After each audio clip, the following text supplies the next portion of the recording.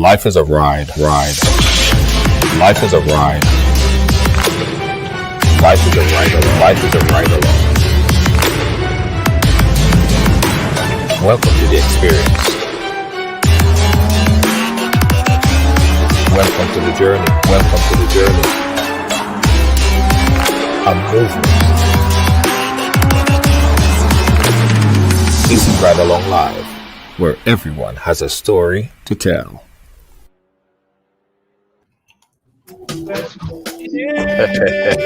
Ride along. Welcome to the ride, guys. Welcome to this beautiful. Let me get everybody mic down. Welcome to Thursday. I still cannot, for the life of me, get back to normal in terms of the days of the week. This quarantine thing have a lasting effect on you. I know it did for me. I can't remember. Sometimes I don't know if it's Monday, Tuesday, Wednesday, or Thursday. I know when it's Sunday though. For some reason I know when it's Sunday, but all the other days of the week I'm clueless. I gotta count my fingers like I can't remember. It's a horrible thing. Welcome to the ride, guys. Welcome to the ride.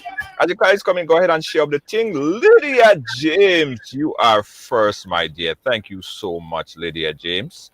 You are inside very first. Let me go ahead and start a watch party on my page. Yes, thank you so much. Hey, big up to Samuel, Sean, Philip, Andrew. We have all the names there. You ain't leave none for nobody. Take everything. Samuel, Lacey J, how you doing? Big up yourself. Big up. Guys, as you come in, go ahead and share the thing. Share up the thing. Put it on your page. Start a watch party. Tamika Rogers, thank you so much for sharing as well. Today, let me tell all you something. If all you never watched the entire show or never been a part of this full discussion on a Thursday before, today is the day. Today is the day I want you guys involved. We're opening up the phone lines. We're opening up everything because we want to talk about this. We want to explore deeper. And today we're going to go so deep, right? Because we have a story of a young lady who got pregnant in high school, right?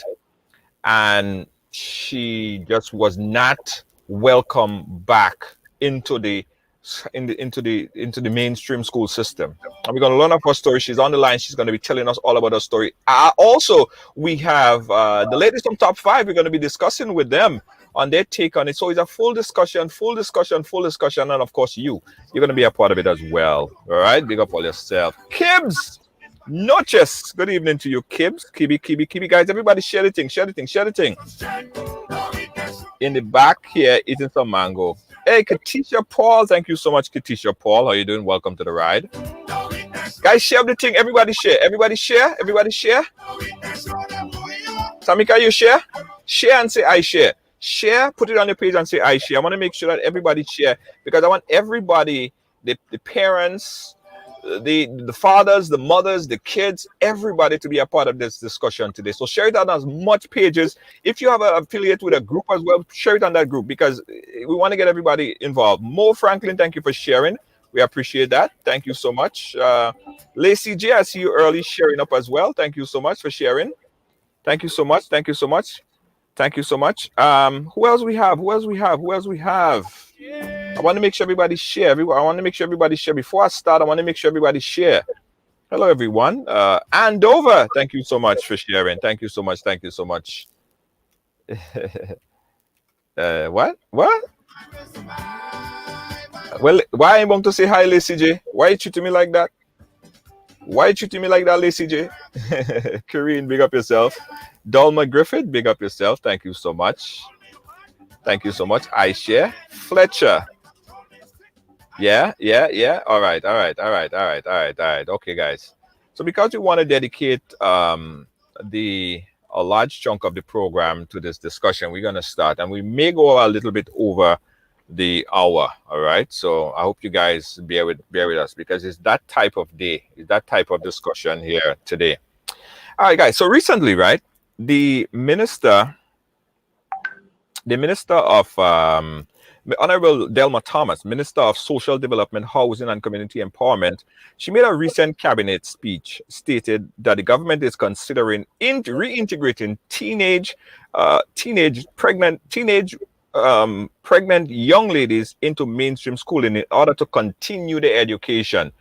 After that statement was made, after that news broke, a lot of people um, took to social media, both for and against. A lot of people are stating that nah, that is not a good decision. A lot of people wanted to understand why, for so many years, that young women who got pregnant in school, sometimes to no fault of theirs, sometimes some of them were abused, and well, at the young age, you know, it's some might say statutory rape, in some instances. So they were not included back into the school system, but what happened to the men? So everyone have an opinion on this.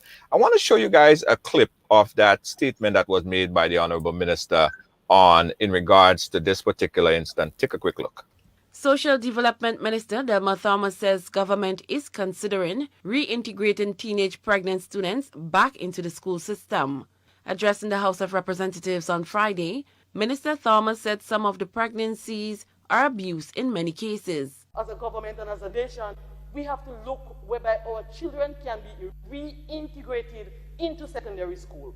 So there should be a choice where you decide whether or not you want to go back in secondary school, where it's flawless, so there must be education of our people in accepting these young ladies, or they can decide whether or not they want to opt for PAM or some other facility that can help in providing education opportunities for our young women in abusive situations. The issue received support from Speaker of the House of Representatives Michael Pear, who recalled his role as then Chief Education Officer in the Ministry of Education. I think you would find support in this speaker here when you talk about getting our young ladies to continue their education. My last year as the Chief Education Officer, I got battered by the women organization, the church organization, and other organizations for having sent back some young ladies who got pregnant as teens back to school. He said he did not regret his decisions to return pregnant students to the classrooms. I must say, the result was wonderful in that 4 of the young ladies continued to the end of the secondary education, 4 of the 5. So you have an advocate here, because I think we must remember that they are not to be crucified for sometimes what they are not responsible for happening. Cherian Blackman Stephen, GBN News. So to join us to share her story here in the first part of this lengthy discussion is Abigail Barnett. Abigail Barnett was a high school student, Anglican High, back in 1997 when she became pregnant. And she's joining us right now on the live. Abigail, thank you for joining us right here on the Ride. Welcome to Ride Along. How are you doing today, Abigail?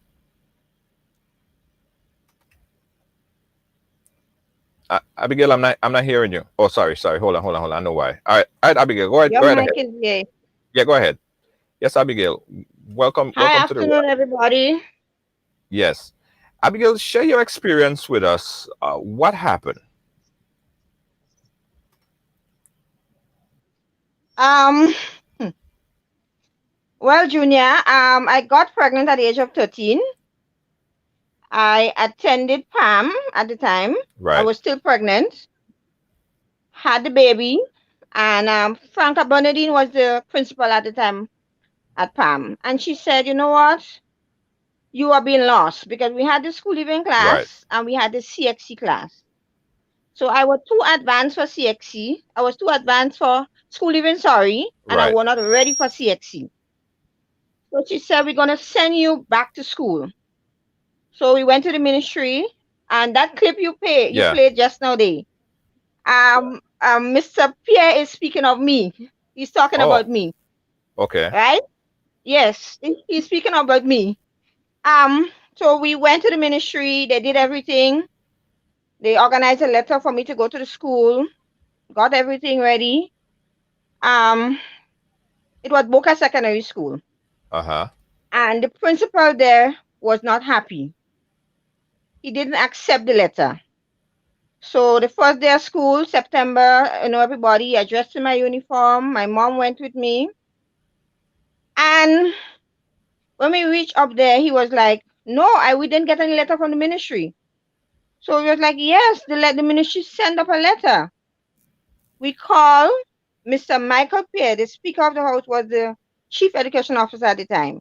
We called Right. him. He said, "No letter has been sent." He said, "Yes, I sent the letter." They had to personally send someone from the ministry to give him the letter. He accepted. That was the first instance. Right. Entered classroom. My desk was on the side. So the entire class was on one side and I was by myself in a corner. Wow. Yeah. Yeah. Mm-hmm. So no problem. The teachers teach. I will listen, do what I have to do. Even my assignment, the teacher didn't even want to look at my assignments, you know. And there were two girls that came and they said, "You know what? We will sit with you." I know, and they sit with me. Even when I go for lunch, the children will tease me. The children will put things in my hair. They will. It, it's it was a hell. It Right. was hell. It was hell. It was hell. But I must say, the Ministry of Education at the time was very supportive of me because they had provided me with counselors. Mm-hmm. They provided me with counselors, so I got counseling. But what I think is that the schools and the teachers and the students were not educated enough of what was really happening. It's Right. not the matter that, yes, it was I was too young. And then I was lost in Palm. Yes, everybody is saying Palm, Palm, Palm. But Palm had two stages at the time. I think Mm-hmm. now they have more classes. So, you could actually continue everything. But the age, it has a lot to do with your age. Because at the age of 13, I had a baby and there wasn't any classes that I could have take at the time in Palm. Right. There were also two other young ladies that worked together with me, but one had a miscarriage, so she didn't have a baby. So Mm-hmm. I had my baby physically. So I used to be on the street in my uniform with the baby. And you could imagine on the street, the words, the bickering, the laughter. It reached a point, Junior, where I even got hypertension Yeah. And when you refer to because Pam, she's making reference to the program for adolescent mothers, which is a program. It's an NGO sort of program set up that would assist mothers that got pregnant in the process and try to integrate them back. So it's a separate type of school, and it's not the same integration. It's not the regular school that you go back into. Correct? no, it's not the regular school. It's Right. not the, it's a separate program that they have. Right. Right. Uh, But at uh, the time then they only had two classes. There was school living class and there was CXC classes. right. Right. When, So while you before, were, while you went back into that school, Abigail, where were did you have to carry the child with you, or someone else was taking care of the child at the time? yeah, my mom used to take care of him so that I can go to school. So I Okay. used to have to take him to my mom, go to school, and then pick him up after. Right. So I Okay. was actually in my uniform, and everybody seen me with the baby. Mm-hmm. Yeah. What happened to the father? Tell us about the father. Were he denied access to schooling as well in the process? Well, he was not in school at the time. Okay. Okay, so he wasn't at school, in school at the time. Was any action taken against the father because he was No, 13 years old? no, Okay, all right, no. all right. Stay with us here, Abigail, because we're now gonna bring in the ladies from the top five. But before we do that, I want to play back a quick voice note because we did ask that everyone, speak out or speak up whether you are against or for this initiative. Um, talk to us about it. So we got some information, and this is one of the voice note that we got earlier today. Take a quick listen. Junior, how I see it, it's just wrong on every level to allow a child who got pregnant back in the same school as her mates. Don't get me wrong, every child have the right to their education, just not in the same environment. We don't want the other kids thinking it's okay to go out and have sex and you can get pregnant and it's no big deal. You can get to come back to school and sit as nothing happened. They can either get a facility for those kids so they can continue their education, or they can allow the kids to go to night school, have teachers teaching in the night. Yes, in the night, have teachers teaching. If not, make it mandatory to have the children get checked regularly to see if they're sexually active and put them on birth control, make it mandatory. Okay, that is my point of view because there is no way children who have child or being pregnant go back to school and sit in class with their mate as though nothing wrong and all is well. That's my point of view. And the other voice note was, Children must be children, and you cannot study maths and math at the same time. We can't have the children going out there to school and spoiling other people good kids. I'm sorry. Who vex? Vex. right. How do you feel about that, Oh, Junior, Abigail? me? Yeah, you, Abigail. Yeah. Um, Listen, from my experience, I was young, I was naive, I made the mistake, right? I made it. I suffered the consequences of it. But is the individual to take your mistakes and make better of yourself. We are not perfect. I was not perfect, right? It happens. There are children out there, there are young ladies out there that are sexually active. You don't see the pregnancy, but the parents actually take them to do the abortions, right? So it's people's opinion is people's opinion. I was grateful for the opportunity. It had made me a better person 100%. 100% had made me a better person. Mhm. And I don't think I've ever going to school and talking to the other girls. I don't think I've ever had a sexual discussion with any one of them. We don't talk sex, you know. We have never talked sex.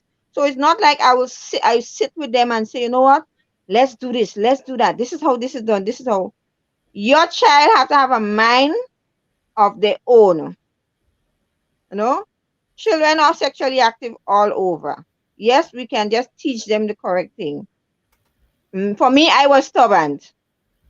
You understand? I was stubborn. I didn't used to listen. Mhm. But we, the parents, and I say we because I have my son is 22, you know, Mhm. and we have to talk to them. We have to teach them. This is not the way to go. You want this, there are time and there are place for that. Yeah. Yeah. People, however people think, I mean, you can tell people how to think. Right. You Let's know? let's bring in some of the ladies from the top five into the discussion, guys. Let's welcome here on the ride. We have Diane Winter Funde, who also hosts the program here with me on on a Wednesday, Immigration Now. She also the host of the popular show Ridealong Live Top Five. We have Victoria. She's also on the cast of Top Five that airs on Sundays at 5 p.m. We have Colleen. She also is a host of the very popular show Top Five. and Hermelin. She's also going to be joining us as well, also host of Top 5. We're missing one person from the Top 5. Hopefully, she'll join us again a little bit later. Ladies, you heard Abigail's story. You heard the caller voice note. If you could unmute, Diane, unmute your audio. What you guys think about this? I'm livid by the by the calls. I'm reading through the comments as well, and it's very interesting how I saw one comment. It said, "Why put sex education into the schooling?" Well, the reason why you should have such a sex education in schooling is to prevent things like these things happening. Teach Instead them, of yeah. teach them if they're going to go out there, at least know to do it the correct way. So you cannot be in a society where sex is a hush, hush, hush, scared thing.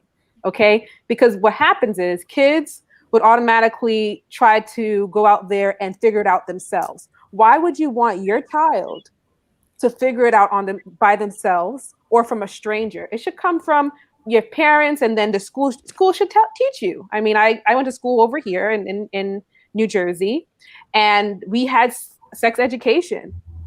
I wasn't sexually active in school or anything like that, but it definitely taught me, what can happen. It showed pregnancy. It showed how to protect yourself. It showed outcomes and so forth. So I don't understand why anyone would be opposed to not having that. And secondly, I don't want to be too verbose with it. Secondly, I don't feel that we should chastise a female just because that may happen to them. And for her case, she was with someone who was older than her, and that was not persecuted because he was with a young lady. Now, what if it's a young man that's in school at same age and they got engaged with sex and what, he stays in school while she's persecuted?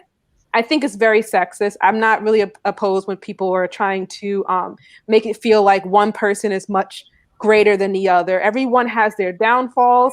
No one is perfect at all. And that's my brief. Right. Okay. Diane, I would love to hear your point of view on this, because I was listening. I was listening to Abigail speak, and I was over here trying not to tear up because I know all too well what Abigail went through. So I went to school in Jamaica in the Caribbean, and Victoria described it well. I engaged in sexual activity as a teenager, and I was told by my mom not to. I was told by my parents not to. And the person I got pregnant for at the age of 15, we were both in the same high school. We were attending the same high school.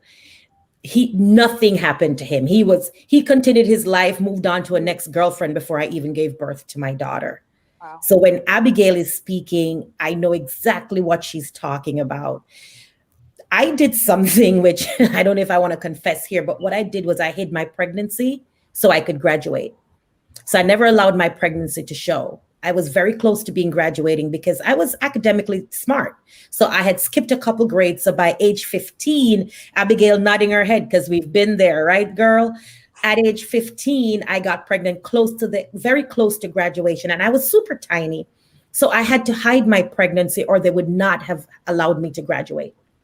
I would have been expelled. I would have been dismissed. So after attending high school for 4.5 years, I got pregnant in the middle of my last year of high school.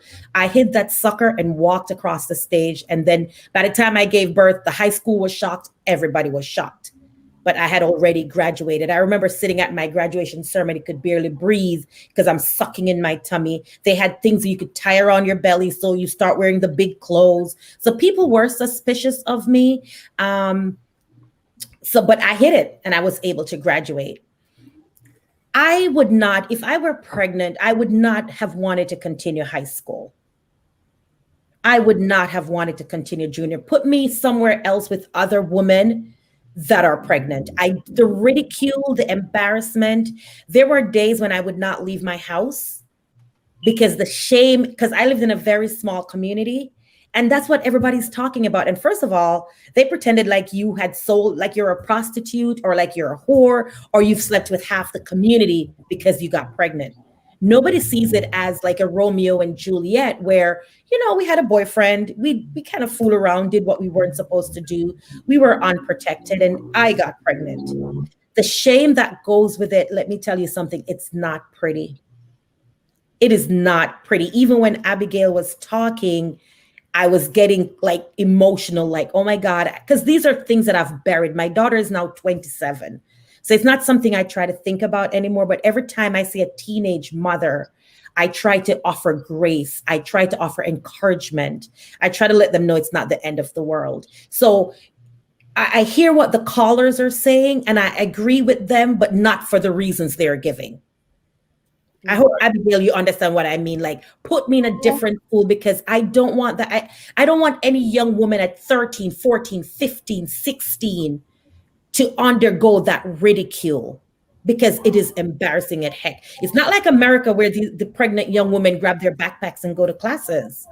This is the Caribbean where they will say to your face, oh, you let your parents down, you shame your family. You're a bad girl. That is what we have encountered in the Caribbean. So I would say if I was fortunate to graduate, but I would not have wanted to continue my education under the circumstances as they were. Colleen, I see you nodding there a couple of times. What's your take on this whole thing, Colleen? Well, after listening to that individual's voice note, I have to say that this person really needs to take a very good look around their country and their communities because this has not been happening today. It has not been happening just yesterday. This has been something that has been happening. Take a look at your parents, your foreparents, and as history takes you back. So then you should be privy to, things like that happening. Not that it should be okay, but you know what happens, right? And to judge a child, because at that age, we're still considered children, right? Mm-hmm. We're still in uniform, we're still going to school, we're still living with our parents. So this is a child. And here you are talking about math before men and not thinking about the damage that you're causing by segregating that child from all the other children just because she did something, she made a mistake, not because she took part in adult behavior makes her an adult. So I think what we need to focus on is they're still kids at the end of the day, and we have to treat them as such. And preventing someone from continuing their education just shows to me that this person wasn't really thinking thoroughly about the statement that they made. Because, okay, we're taking education from this young lady and not allowing her to finish. Now, how is she going to be a good parent to that child? And then we put her back into society to depend on society again versus equipping her with the things that she needs in order to be a good parent for that child. And also, while you're doing that, you're educating other students of what not to do, right? Because I guarantee you that you're not going to have children learning from things they have not experienced or seen. They learn lessons from things that are happening around them. So allowing this young lady to go back into school or to go back into any educational setting should have been the platform to use as an educational lesson in terms of sex ed. How about that? How about you get upset with the community about not providing sex educations to all secondary schools or all primary schools so that our students are prepared, they are aware, they're equipped to go out into the world and know. And how about let's hold some of these men accountable too, right? So we get that math comes before men, but we also get the fact that men should know that these children are going to school, they're still children, and they should know their bounds. How about that? So I was very upset based on my answer, as you can see, about what that person posted. And to each their own. Everyone has their own opinions on how things should go. But I'm also thinking that could happen to your child. Your child could be the one impregnating someone or being the one carrying a child. So before we start putting other people's children out there to soak in the rain, put an umbrella over their head and think, if that was my child, how I would want the community to receive them and how I would want the rest of the world to view them. So Yeah. let's not, put these children out there alone in the world, without providing them solid information on how to go about handling certain things, peer pressure, because we face those things. Yeah. Yeah. Children are, of course, sometimes pressured to do certain things, to prove certain things that they don't want to. And sometimes, think about it, parents, some of us are not the easiest ones to talk to. Yeah. So if our child is going through certain situations, we need to open the platforms and open the doors for our children to feel comfortable talking to us about certain things and not shutting them out and shutting them away from the world. That's just my piece for Point, now. point taken there. Point taken there, guys. Again, if you just start watching, we're talking about this topic. As I said earlier, the Minister Delma Thomas just made that speech in cabinet where she was talking about allowing kids to go back to the mainstream education. So we have Abigail who's sharing her story, and the ladies from Top Five. Hamelin, I really want to hear what you have to say on this, because this is a wide topic, and people have their difference of opinion. What's yours on this? Hearing Abigail's story, I really got emotional because my mom got pregnant as a teenager and she was not allowed to go back in school. And I am the product of that pregnancy. So just hearing Abigail's story, I'm like, this is the things that my mom had to wrestle with when she was 15 years old. Not able to go back to school, having to take care of her child, not running around having sex with different men. As somebody said, some people always think, teenage pregnancy is because the teenager is promiscuous, and it's not always the case. She was just with my dad, just a couple years apart. So let us not, kind teenagers as being promiscuous, as being, they just having sex and they get pregnant, and so we should punish them. And when I was thinking about the story today, I was going back and forth, yes or no, yes or no. And the no part of me was like the ridicule, like, oh my gosh, you have to go back, just as Abigail was saying that she had to face. They shunning her, they teasing her, they mocking her. And then I'm thinking about the yes part in she needs her education. She needs to be educated to be able to take care of her child, or if it's twin children. And so I'm like, I'm saying, give the child, the teenager, the choice. She should make the choice, whether she wants to go to a vocational school, or whether she wants to go back to a secondary school, or she wants to go to night school. I think with the daughter and the mother and the family could come together, and they both can make that decision together, depending on that child's personality. Because not every child could take that kind of ridicule. Because I know if it's me, I would just die, kill myself or something if that had happened to me way back then, and having to go through what Abigail went through. Yeah, the caller that sent in her voice note, right? She said, and I'll play it back again, that portion of the voice note. Children must be children, and you cannot study maths and math at the same time. We can't have the children going out there to school and calling other people good kids. I'm sorry. Who vex? He said, that's the part that got me. What does she mean by that? Send her back under the stone she came from. Is there a stone? Tell her to go back under the stone from which she came. Listen, guys, I were A+ students. You See, understand? exactly. That's one thing Mr. Pierre would have said. I were an intelligent child. You know? Right. So it's not that I were backward in school and wayward, and it's just circumstances. Yeah. But Diane, is it so much so that the institution is not welcoming you back, or is it that the school peer pressure or the students peer pressure that particular student? I know in Jamaica you're not allowed, you're expelled. especially if you were going to one, they call them the main high schools. So they were not secondary high schools. They're secondary schools, but they're like the main high schools. They're not vocational. So the Right. school I was attending, Ferncourt High School, if they find out you're pregnant, they call it, say you drop out, but you're not, you haven't dropped out. Once a school finds out or discovers that you're pregnant, you're not allowed to attend.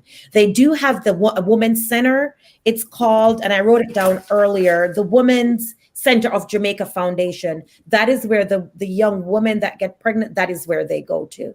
So you are not welcomed back. So you can't walk around 5, 6, 7, 8 months pregnant. You have to leave and go to the Women's Center. Can I say something real quick? I remember in high school there was one girl. She was pregnant, and no, I don't remember anyone ridiculing her. To be honest, it was more so of more support, and I kind of do believe it's because the schools do teach children when it comes to sex ed. And I think that's why you're getting a lot of kids ridiculing other kids because they don't understand. And if you're not teaching them about it, of course they're going to ridicule them and bully that person. But I remember the girl that got pregnant in my school so clearly, and she wasn't ridiculed at all. I know personally, I was like, oh Lord, I can't even imagine going through that, but but it was kind of like a learning lesson, knowing that we took that educational program, and I could see it in my mind. I remember when we had to watch the video about a woman giving birth, and I was like, oh my God, I can't do that. But so it was more so of like a learning lesson. And, I really think people say it starts at home, but like I said, a child has a mind of their own. And even though you could continue to pound and pound and pound and pound whatever you want in the child's head, but it's up to them at the end of the day, what they want to decide. At the end, Victoria, you're right. Sexual education is important because I remember my mom didn't want me to go to sexual ed class. They had it down the street, and I remember running away to go to sexual ed class. They didn't have it in the school. They had it like after school from like 3 to 4. And I will tell you, that saved me, because when I heard everything about baby pain and everything, I was like, oh, not me. I'm never getting pregnant in high school, never. So basically from the Education Act in Grenada, it talks about this act not prohibiting the reintegration of teenage mothers into the formal school system, which is usually met with the barriers of either the principal or other parents. And for me, I have to speak directly to the educators in these schools. I'm sorry. I'm very sorry. I'm going to apologize to you now, because I had great teachers. But if I am sending my child to school to seek an education, I am trusting that the adults are not going to, be labeling, right? Because it says no child left behind. That's what's coming up in my head. No child left behind. So as an educator, your first thing is to educate. Give the children what they need. So education is key. And if this young lady was doing what she needed to do academically, why would you want to keep her out of the school? Why would you want to stop her learning? Because, hey, life happened. So here, life happens to all of us, the best of us. But stopping her from continuing an education was not your call. Absolutely not. As a principal, what is different from what Deanna is saying when she said that if she was pregnant throughout the process of school, she would just not want to go back because of how she will be treated and seen within the ecosystem of the school? What is different with what Deanna is saying and what that caller is saying? Kids could be cruel. Kids could be very cruel. Let's be very honest. And we're not really, talking about the adults, because we expect that. But it's our peers that we're scared of. We're scared of the judgments that we're going to face in the classroom from our peers, which we think about it trickles down from the adults, right? Because our society tells us to put labels on people we don't understand and we put labels on people that just do things just different from us or have different beliefs, right? That's what we do. We judge, right? So not wanting to go back in the same setting is about the pressure that you're going to face in the classroom. And that's totally fine. I believe that you should at least relocate the child, to minimize some of that, ridicule that they're going to face. But again, they still have to face that community. So I feel I think it's within that child's best interest where they choose to go. Right. But Yeah, again, you shouldn't stop them from going to school. Junior, I think it's the tone of that caller. It's not more so. I understand. Yeah, you can have that choice, but that caller, her tone and the way that where she was getting it from is the execution of it wasn't right. Right. and I It's don't her think, but tone and the callers, everything she said. It's the her tone caller's and everything she sentiment, said. I think the caller's sentiment is common for a lot of people in the Caribbean. I think I commend the caller for making that call because she's bold enough to tell us how she thinks. Because a lot of people in the Caribbean still think that way. I can tell you that teenage girls in Jamaica are not supported even to this day. They're not supported by the church. They're not supported by the community. In some cases, they're not supported by their parents or family either. They're put out of the household. So I don't want to say that this caller sentiment is unique. Neither do I want to put teenage pregnancy at the footsteps of our educational system. I think it's a cultural and societal change that we need to see. The whole society needs to change their views on teenage pregnancy. And I know the Absolutely. caller is bold. Absolutely. She's bold for telling how she feels, but I guarantee you that's how a lot of people feel. And let me tell you this, Junior, the only reason sometimes I get the respect I get when I go back home is because now I'm a lawyer. So sometimes I'm salty. Sometimes I don't want to talk to people like you that used to talk about me when I was 15 and pregnant. You that said I had no father for my child. So I'm still salty behind it. So it's very societal. So I don't want to sit here and all of us say, oh, no, we will support teenage girls. I want to see communities, especially the Caribbean, not New Jersey, Exactly. not Florida. I want to see the Caribbean community support. Some of these girls are abused. Don't let me talk about the uncles who are getting some of these girls pregnant. There are the men that Okay. are twice our age that Yeah. engage in sexual conduct with us. Yeah. But I'll stop here because I don't want to take over the show. Yeah, let me Right. just welcome Yolandi to the broadcast. Yolandi, another member of the Hi, top five. Landy. Welcome. Hey, Landy. Yolandi, you came in late on the discussion, but we have here Abigail who just shared her story as it relates to how she was treated back in 1997 when she became pregnant, and as a result, she had to leave school. Um, and we had a caller who stated her views on the topic of reintegration back into the school. How do you feel about young girls who become pregnant getting reintegrated back into the school system, mainstream school system? We're not hearing you. Uh, You're not muted either. Yeah. Okay.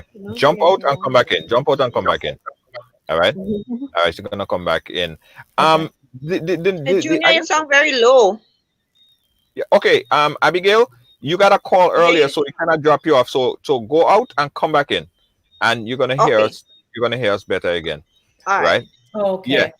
The bigger question here, that I want to address, is the inability to prosecute some of the men who engage in statutory rape in these cases. What happened to them? But Landy's back. Landy, are you hearing us? Why are we not hearing you? Landy? I'm not hearing her either. Yeah, we're not hearing you. She's gonna sort it out. If you ever head, yeah. No, we're not hearing you at all. We're not hearing you at all. Yeah. Okay. We see the sign though, but we can't hear you. Yeah. The men. Whatever happened to the young men who engage in those things? Shouldn't there be some form of legislation? Well, I'm sure there are legislation in place, but should it be enforced? because those girls are not getting pregnant by themselves. And also, what if the situation is that the young man is at the same age or the same school as that girl? What happens now? Now, anybody? Well, I for can. my, I remember my cousin getting pregnant at the age of 13 too, and she was impregnated by a very older man, and the family covered it up, and we didn't know the child's father until like he was an adult because they cover it up too. So sometimes the family have a lot to play with the with condoning.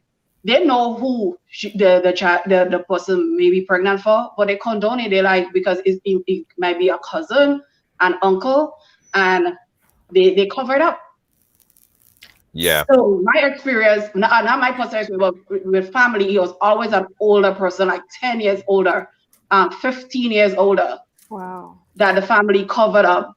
And stuff is just being revealed a couple years, ago. Like, what?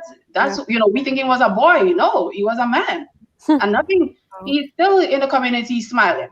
yeah. Wow. Because somebody said here, Andrea said, inability to prosecute or reluctant to prosecute. I'm going to say the latter, Junior. I know Jamaica has statutory laws on the book. So anybody who has sexual encounter with an individual between the ages of 12 and 16 can be prosecuted for statutory rape.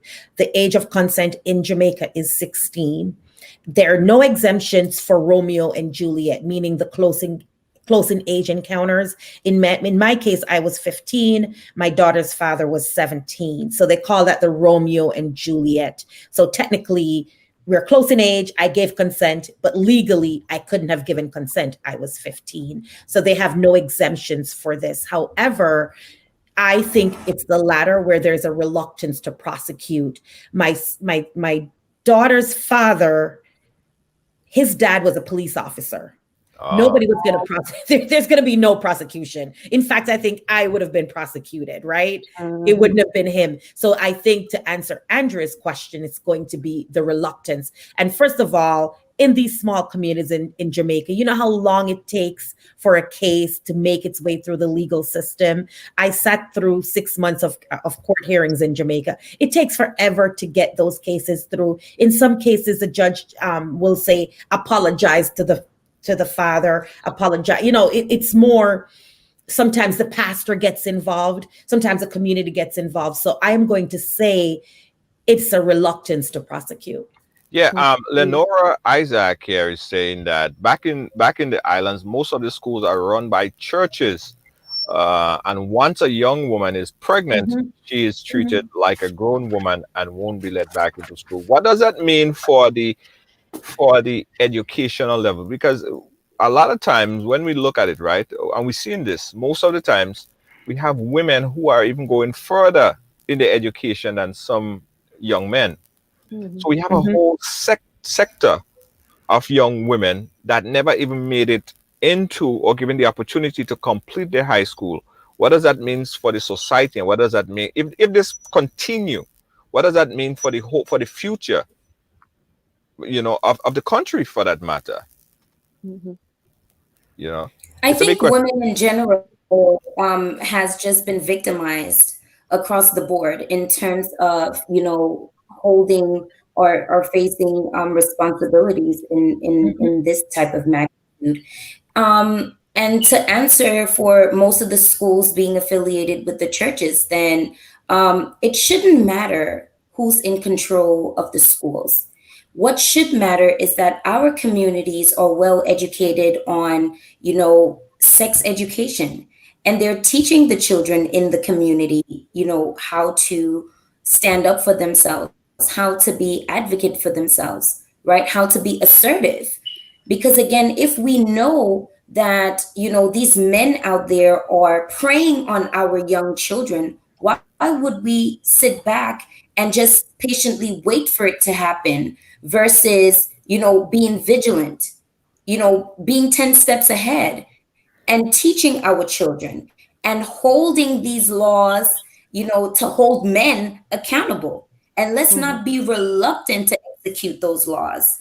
Again, if we're making examples of young girls who are falling victim to these old men, who's Because of the holding these media. men and making them Yep. Nobody. examples of doing what they're doing? Right? So again, you cannot victimize the women in these situations at all because it takes two to have a child. So we need to also hold the law accountable, to hold these men accountable for what they're doing. I Um, think it's fair as well. It's fair. I but- think it is fair within the community as well, because some of these men are, high powered. So the parents are scared to prosecute. The parents are scared to prosecute based on, the lifestyle of these men and the careers of them. You think it's So they fear let of them. prosecution, or is just fear of more people talking about you? I think in the Caribbean we have this thing about, I don't want people in my business. I don't want people knowing what's happening in my dirty laundry. Yes. So it's not really about a fear of the men per se. I Good think for it's you. more fear of what the community is going to think of us. And most of the times we deal ourselves a bad hand because we're scared of what other people are going to say. They're going to talk regardless. I'm making sure that my kid is good. At the end of the day, as long as you're Can not I going say to be the one something? providing her needs, I'm going to make sure that my child is okay, despite what the community says. Okay. And then you should be ashamed as a community, because she's not just coming from any hole in the wall. She's coming from a place. It takes a village, an entire community to raise a child. So if that child falters, let's hold each other accountable for that. And let's see how that's going to work out when your dirty laundry becomes mine and mine becomes yours. yeah. Now, who's the one talking and pointing fingers? Abigail, I want to come back to you, right? Do you think that the process that you went through hindered your education, or it just made you embolden you to just push harder? Because that's you there now sitting in a class, you feel segregated, you're over on that side, you're not able to assimilate with everybody else, you feel different. They looked at you differently and everything like that. Um, did it affected you and your education? Yes, it did. It did, because I've become so frustrated that I didn't want to go back. And I reached a point where I never went back. I never Mm, went back because I keep having to go home with these headaches. I started to get hypertension, so my pressure was going up mm-hmm, because of the constant crying, and always have to be crying because I go home at night, and I think about what I go through for the day, you know. I, And I didn't finish. I didn't finish. I never went back. My counselor begged me. She said, Abigail, let's do this. We reached that far. I said, no, I'm not gonna do it. I'm not going back. I cannot deal with it anymore.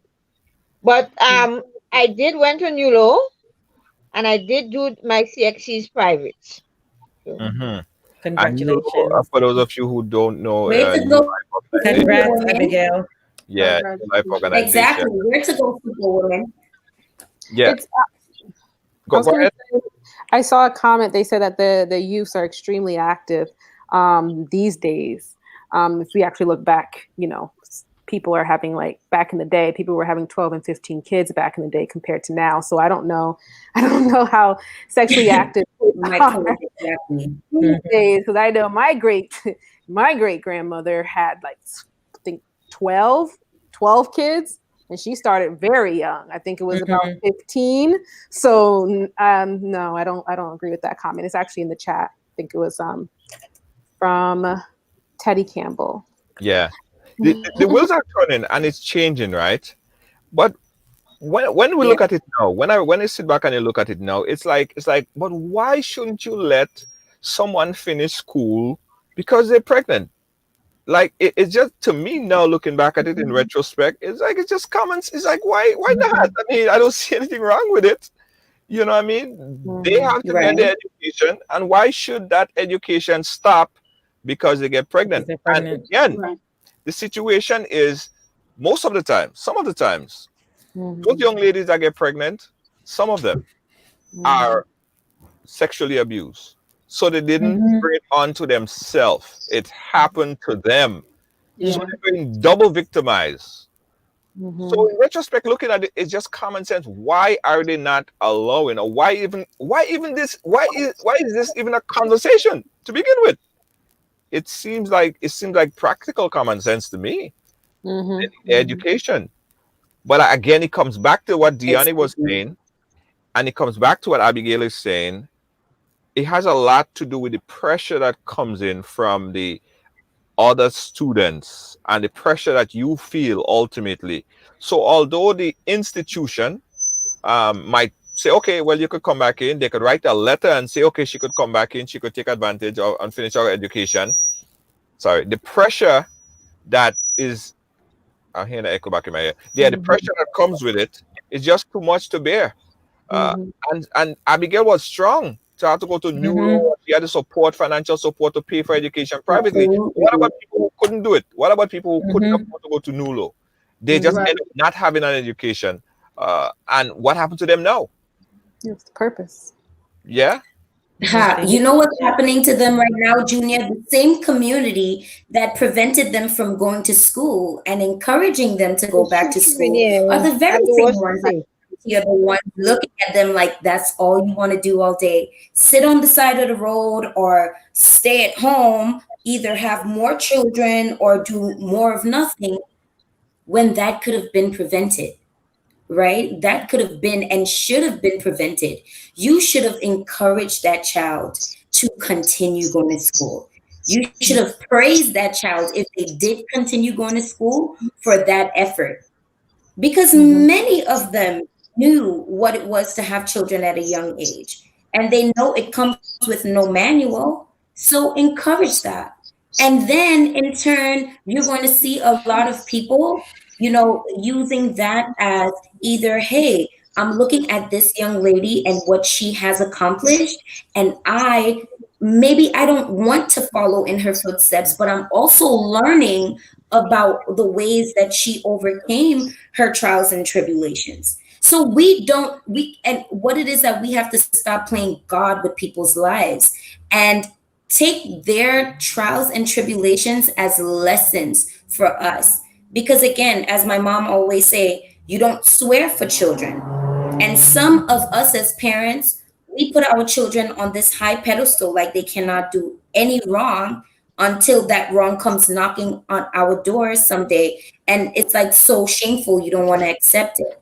But I think we have to push our youths to become better people because they're the ones responsible for our society when we're no longer here. So why yeah, would we want to stop that? Why would we want to stop that progress? Why would we want to be responsible for not allowing this child to be educated so that they can in turn educate and teach their children what not to do? Because they're yeah, still responsible for something. They're still going to be responsible for another life. And it would be shame on you to not give them those tools in order to make sure that this new life, doesn't follow in the footsteps of their parents and do better. yeah. And education would stop that. Guys, you're watching Right Along Live. We had other topics to talk about, but obviously we're not going to get a chance to talk about all the other topics. We might have to bring back the top five. Or, that's a topic that the top five ladies could talk about in their upcoming program. Don't forget, you can check out the top five at 5 p.m. Right here on the Ride Along Network on Sundays, right here on the Ride. Let's open the phone lines. Let's open the phone lines and take some call and hear what the folks that's watching have to say. The number that you call right now is 718-701-5720. 718-701-5720. We're talking about young women that go through the high school process, and it doesn't exist in the US here. I've seen, women that, get pregnant in high school and go right Mm-hmm. back to high school here in the US. So it doesn't happen here, but it happens in the Caribbean, where at that point in time where you get pregnant, whether in form one, two, three, or four, wherever it is, you're just taken out of the system, right? And basically your education stops right there until or if you could pay for that education, go to Nulo, which is something that you have to pay for. So if you don't have that financial backing, then you just don't get an education. I want to get your voice on it. 718-701-5720.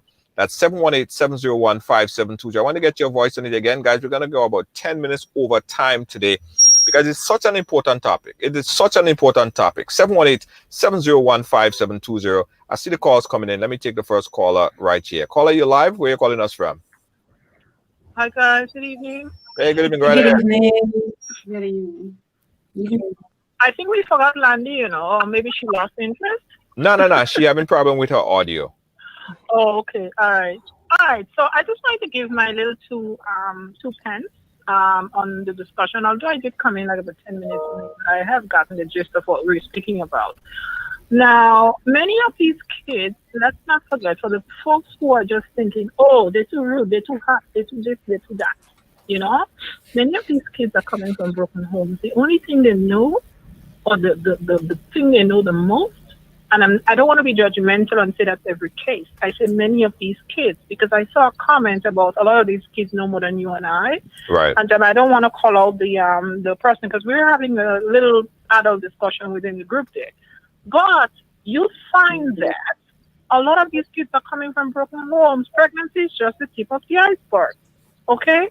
Pregnancy is possibly one of the outcomes of what goes on behind closed doors. Now, I'm not going to say it's for every case. Mm-hmm. There are kids who become pregnant out of completely great homes with nuclear families. There might be peer pressure. Okay? Our kids are learning, about themselves. They need to fit in. They want to be part of the in crowd. You never know what it is. Poverty is a big thing we're dealing with in the Caribbean. Okay? If a child doesn't have food to go to school or they're hungry and the first thing that is offered to them is sex, what do you think they're going to do? They probably, the support system is maybe very poor. They have not had sex education. And so the first guy that comes along and says, hey, Carol, you look so pretty, let me, you hungry, you this, you that, let me buy you some lunch now. And of course, what do you think is the payback? These men, and obviously, as we discussed before, they're not juveniles. They all had that kind of men who've been around the block a few times. And I'm saying that's not the exception. Sorry, that's not the rule. That's just the exception. So we're looking at poverty, socioeconomic issues. We're looking at broken homes, and to point the finger and look at a child and say, you see that one over there? We've brought cases on the show already, Junior. Remember, we've brought a lot of cases on the show where kids act out. Yeah. They cry for help. Okay? May not be heard in the community. And you know what happens? The first person who listens might be the next door 60-something-year-old neighbor. Yeah. Again, I'm not saying that's the way all our teenagers get pregnant. I'm only showing the other side that we tend to be forgetting. Yeah. We're forgetting the other reasons why there are pregnancies. And maybe I could fault the governments of the Caribbean. I see here in the United States, my daughter came home one time with a fake baby, but the baby was real almost 90%. Hours and the household, we were just nuts. And that was part of the sex education in school. We're going to give all our teenage moms an opportunity to look after a newborn and come back to us. We'll grade you because these things are all hooked up by telemetry or whatever you want to call it digitally. And they could tell at one point my child literally started crying. I have videos of her getting frustrated. Yeah. Our system has failed our kids. We need to say it out loud. Sex education must be in the curriculum in school. Not when it was my time, Junior, about 20% of the girls in my class got pregnant. I so stupid I went home now very worried that I'm going to be the next person. I know my parents are going to kill me. I never knew you had to have sex to have a kid. That's how bad it is home. They're not teaching the kids. So these kids are going to find out about sex and then they get very experimental. They watch videos online. They're lured by other friends. The internet is a horrible place sometimes in terms of, influencing. So we have to be careful. If you're not getting to the root cause of the problem, there's no way you can be pointing fingers at anyone's child, anyone's child, and say, hey, this child was promiscuous, so this child too wicked, or this child too. Maybe the child has a problem. Maybe they don't all have problems, but maybe 10 out of 12 problems at home, and they get pregnant. Well, we have the reality here. Abigail, did you have a problem? A problem with No, well, they say the consensus is that the people who go through the process and get pregnant, they may have a problem, or they was too experimental. They had too hard. my problem was I was too naive. I was too experience. I wanted to experience. I was hard headed. I guess I just was naive. I would say naive. You was being a little girl. Yeah. Huh? Yeah. She didn't know anything about sex. Like I just gave my experience. Maybe she wasn't hurt at home. Maybe her mom never sat her down and said, "Listen, Abigail, once you start having a period." No, listen. No, my mom always talked to me. I was the one that was stubborn. I was the one that was not listening. Okay. You understand? I was the one that was not listening. Condom of birth control, and the guy puts his penis inside your vagina and he ejaculates. You're gonna get pregnant? Yes. But it just I know for me, caller, it was never, and we're going back to 1992. It was not a lack of education. I can tell you that it was not a lack of sex education. We got sex education. My parents stood. I grew up in a home with a mom, a dad. I was well loved. I wasn't craving any love. I was attending high school. My mother lived overseas, so I had all the foreign goods that I could have. For me, I wanted to feel beautiful. I just wanted, and I thought, to make this guy like me, I have to sleep with him, and then he'll, so I think, yes, there are lots of reasons that goes towards teenage pregnancy, but I don't think the assumption in the Caribbean is it's a lack of sex education. I think they are getting educated, but there's a saying that say you broke stick put in your ears. So maybe there's some of that going on, because I lived this. I walked through teenage pregnancy. I've had nieces my mother got pregnant as a teenager. I got pregnant as a teenager. My daughter broke the spell. So some of it comes from grandparents, parents, and it's like generational curse. Yeah. Right. So I don't know if it's lack of education more so than, all the socioeconomic factors, all the cultural factors. And let me tell you something. Darn religion in the Caribbean. I'm telling you, religion is hurting the Caribbean. Religion hurts the Caribbean because of the pressures and the stresses it puts on people. So there's all these factors that contribute to teenage pregnancy. And I'm not going to stick a pin in lack of sexual education because I don't think that's it. I was not suggesting that's the only reason. I was giving all the reasons why I think people are just putting a finger on, this wasn't happening, so that's the only reason. Like I mentioned, we have socioeconomic causes. We have kids who have been raped, not raped to the point where the whole neighborhood brings the police, because they've been in abusive homes. And they become pregnant, and like the lady said, everybody else's name won't mention except the grown man who got them pregnant. So I'm going to get off the line now because I'm sure another person would want to Thank you, caller. All right. You're welcome. All right. Thank you. The other quick question is the type of sex education that exists in the Caribbean, men versus women, right? Because to tell you the truth, I mean, I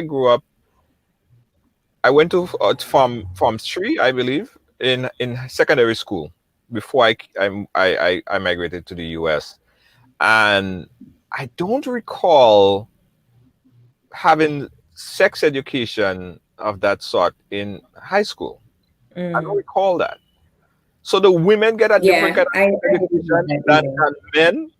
I don't know. I don't know.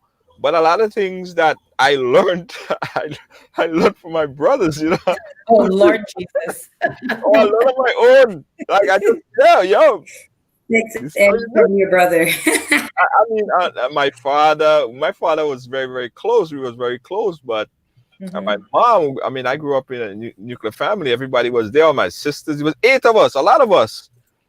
But it's just that I think guys get it differently. Guys get told about this thing a little bit differently. I think guys get the high five. I think guys are getting a high five quietly. Guys are getting the high five, meaning, oh, you have a girlfriend, or you're getting a little something, something. Guys are getting the high five. Meanwhile, girls are being chastised and told, don't have sex. Don't. Like, of course, if you tell me not to put my hand in the fire as you turn your back around, I'm sticking my finger in that flame to see what happens. I'm gonna test it out.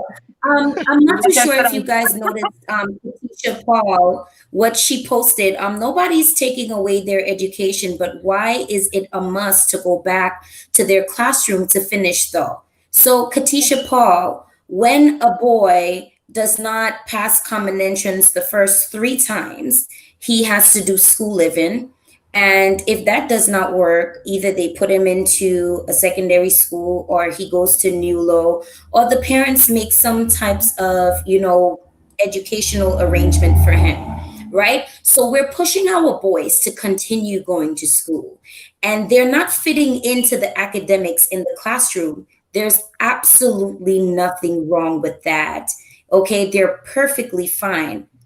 But here we have a young woman who is academically strong, and she makes a mistake, and we are ready to say, okay, no, you cannot return back to the classroom.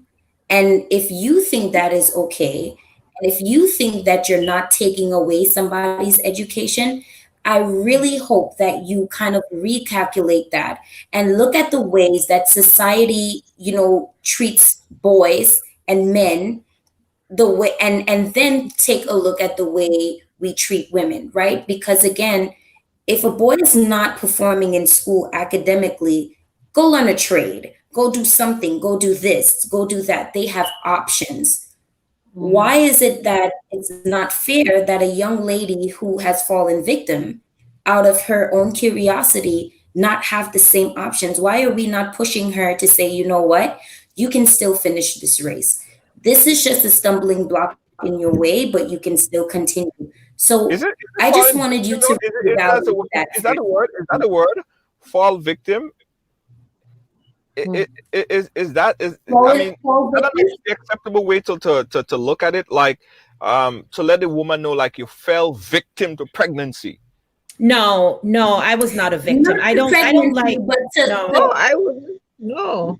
You're not falling victim to pregnancy. No, you're falling victim to an older man, taking advantage of the fact that you're not developed enough to know, like, hey, this is going to not end well. So you're not falling victim to pregnancy, because let's not put a label on it. We're bringing life into the world.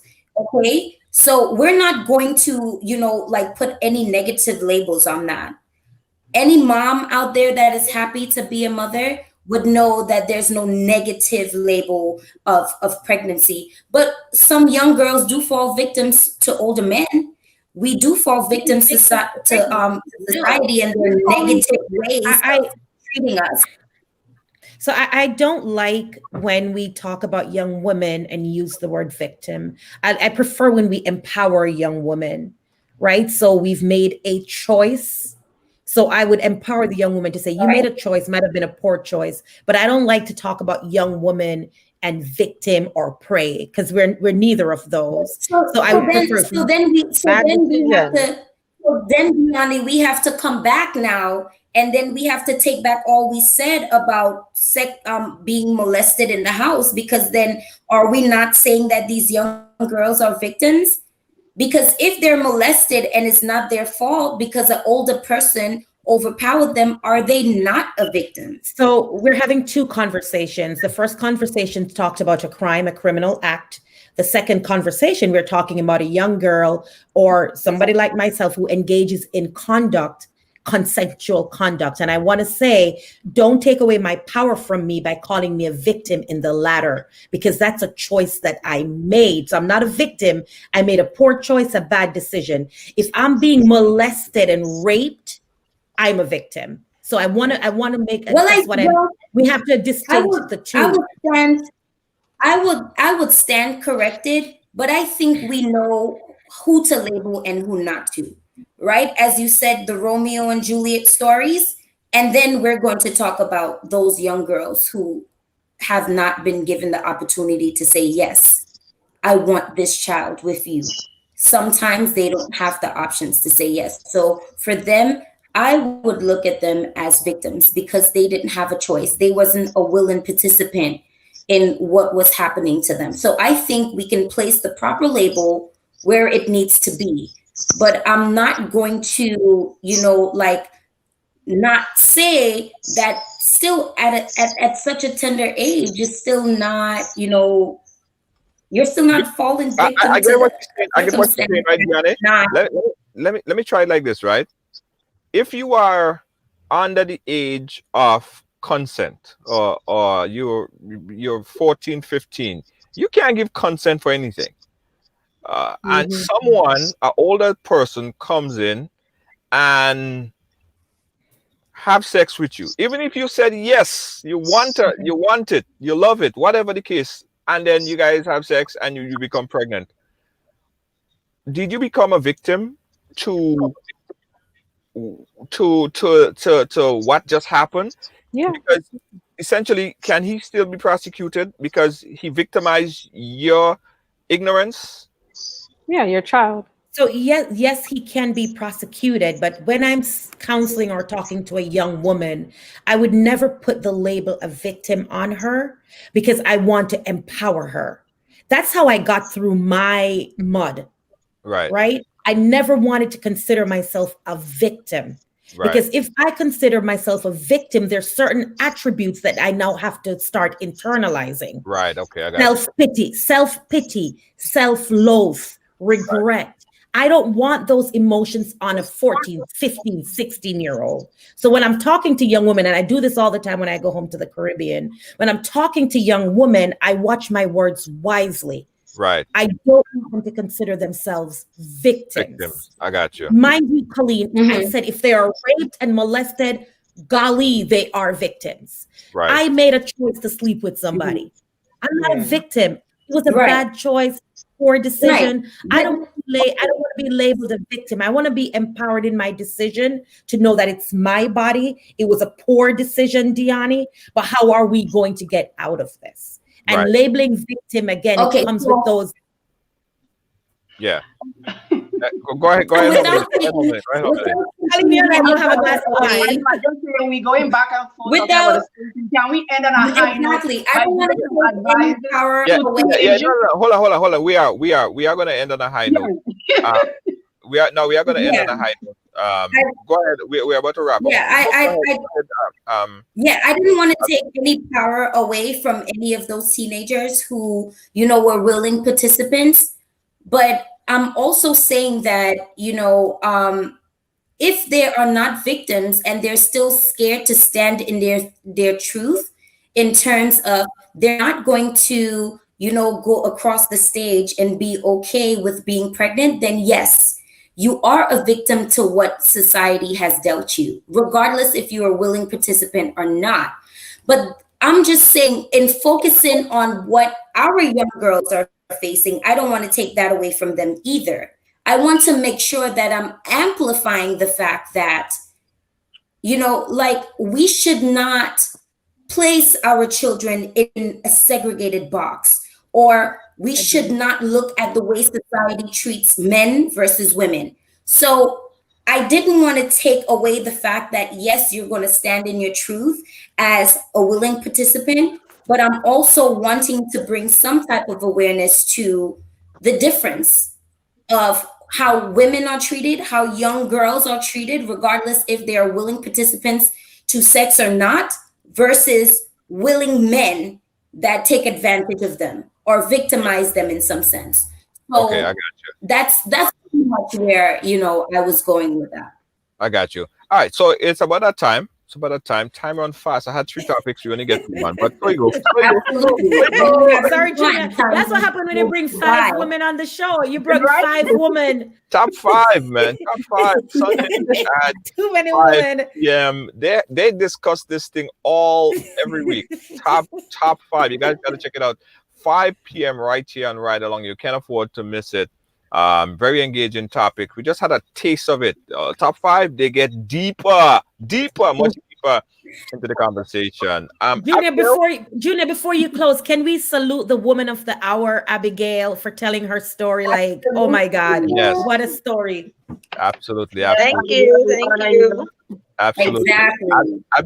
Abigail, on closing note, when you have opportunity to speak to women, when you have opportunity to speak to people, what do you tell them? What's your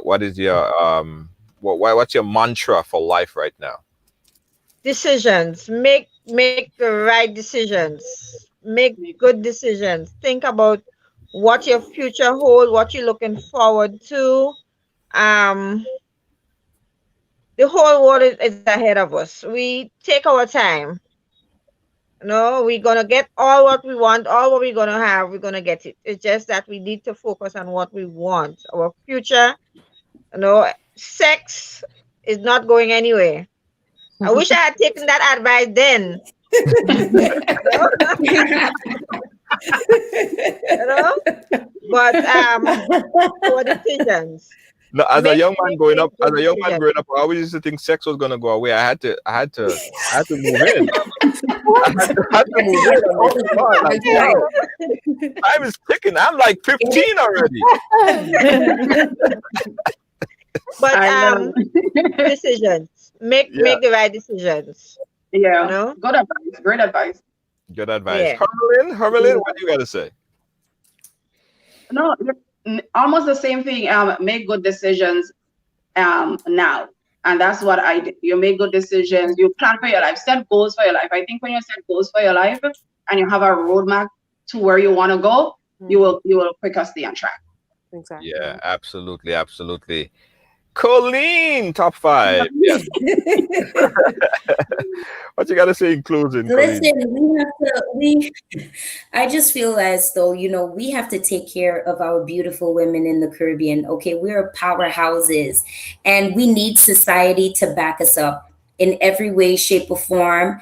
And I think once we start seeing how, worthy and how great and how amazing we are, then we can definitely start making power moves. So again, like, kudos to Abigail. I think you're a superwoman. You're a super mom, because you know what? You made a decision to bring that amazing boy, this young man right now into the world. And I know he loves you for that. So, let's just encourage more young women to make better decisions in every way, shape, or form. Okay, good or bad, encourage them. Yeah. Top 5, Victoria. What do you got to say? Again, make good decisions. Another thing I would say is that learn from other people's mistakes. Make that one something that you could see that you won't make the same mistake, because it could also put stumbling blocks in that road wherever you're trying to get to. And just keep your mind focused and look at the goal at the end of the tunnel. Top 5, Dione Winter Funday. What you got to say? I am going to tell my young women of the Caribbean to let your bad decisions motivate you. So life is not perfect. You're going to mess up. I had my life planned. I wanted to be a lawyer and I got pregnant at 15. I'm still a lawyer. So let your bad decisions motivate you. Yep. Wow. Yeah, I couldn't say better myself. The truth of the fact is, guys, I believe that some people might see it as a negative, right? But I think that what happened in Yanni's case and in Abigail's case, it even propelled them for greater success. He didn't defeat you. So as you said, you get lemon or you get lime. Make lemonade. Make lime juice. Lemonade. Lime juice. Make sugar and water. Make sugar and water. Sugar water, Make some good Don't forget to add the essence. Yeah. That's right. Essence. Guys, Yeah. listen, thank you for joining this discussion here today. Thank you I so thank you guys much. Thank you, for top Abigail. 5. Thank you, Junior. Thank you so much from Top 5. Don't forget, check out Top 5 every Sundays at 5 p.m. Check them out. They have a lot of topics that they discuss, a lot of topics for discussion. And if you want to share your story at any point in time, that's why we're here. That's why this platform is set up. Give us a call, link us up, and let's get it rolling. We would love to hear your story. Also, guys, in the morning time, you could also check out Rise with Dr. Z. In the morning, she's here at 8 p.m. on Thursdays, on Saturdays, live with Dr. Z. A lot of programming here and Ride Along just to keep you informed and entertained and educated and empowered, right? Guys, also be a good friend. Be a good friend. If you know somebody that needs some assistance, hey, you ain't take nothing to help them. In fact, the more you give, is the more you receive. The more you get. The more you Amen. get. Yes. Reach out to someone. Be a good friend today, right? Look in the mirror. Like as if you were in this situation, you would want someone to reciprocate that, right? Be a good friend. Thank you so much. Deanne Fraser, welcome back. I know you went through your little situation there. We love you so bad. Deanne Fraser. Everybody. Lacey J, Sha Love, who else? Tamika Rogers. Who else? Genevieve, big up yourself. Thank you so much. I want to make, oh shit, see, I started mentioning names. I mean, I got to mention everybody's name. Problems, Mo Franklin, big up yourself. Dolma, Wendy, Joan Duncan, everybody. Sorry if I miss anybody, but I love all of our ladies the same way. Thanks for watching, guys. This show has been brought to you commercial free with the kind compliments of emoji.com. That's emoji.com. Check out emoji.com right now. That's spelled emoji, EMOOGE.com. Commercial free programming. When in a program like this, you really can't cut. You just have to go straight on. And thanks to Emoji for sponsoring this commercial free program right here and Ride Along today. Check out emoji.com, spelled EMOOGE.com, a brand new social media platform where you can meet friends and catch up on all the good times. All right? Emoji.com, EMOOGE.com. My name is Junior George. Catch me again, guys, tomorrow where we have the game show, Right Trivia, tomorrow. And tomorrow we have big money, playing for big money on Right Trivia. Come early, guys. We start off precisely exactly at 6 p.m. Peace out, guys. Bye-bye. Ladies, we go waving for them. Bye-bye, bye-bye, bye-bye, bye-bye, bye-bye, bye-bye, bye-bye. I'm going to wave like I'm Beauty Queen. Yeah, that's what you got to do. That's what you got to do. Oh, thanks, Victoria. I'm gonna wait for all my Willis posse, all my Annandale people, all my Willis She gonna do a shout out. I know. Labor Day is coming. You know, Carnival. This weekend as well. This week. Oh, what's on for Sunday? What's on for Sunday? I forget. Big things on for Sunday. Carnival. Big things. Yes. Wow. We bringing the Juve to the show, right? Road show. Let's go. 5 o'clock. We're gonna be giving away some Amazon gift cards as well. Yes. So you guys got this lots Sunday of gifts at 5 o'clock for top 5. So guys, bye, ladies. Bye-bye. Bye, Lyndon. I got some good news for you. Looking for a passionate immigration lawyer with experience that spans over 2 decades? Someone trusted that served immigrant families just like yours? Well, look no more. Now you can benefit from her personal and professional experience. Diane Winter Funde. Schedule a consultation now and get assistance with your immigration journey. Specialize in adjustment of status, B1 business visa, B2 visitors visa, consular processing, deportation defense, naturalization, and more. Give us a call today at 813-815-3529. That's 813-815-3529 or online at winterimmigration.com. Attorney Diane Winter Funde. Law done differently. You're constantly thinking of food, but sometimes you just don't want to cook or want something a little different. That's when you call Tasties, preparing meals that you really love. Tasties, our mouth-watering food, would have you coming back every day. But hold on, we only prepare meals Monday, Wednesday, and Friday for now. Call early because we have a lot to serve and we would love to serve you. Tasties, we prepare the meals you love to eat. From macaroni pie to baked chicken, provision dumpling and saltfish, stewed chicken, curry chicken, baked chicken, rice and peas, salads, and more. Please call for daily menu. Call 425-0624 or 403-0411. You can pick up your meals from us or we deliver to you. Tasties, food that's delicious.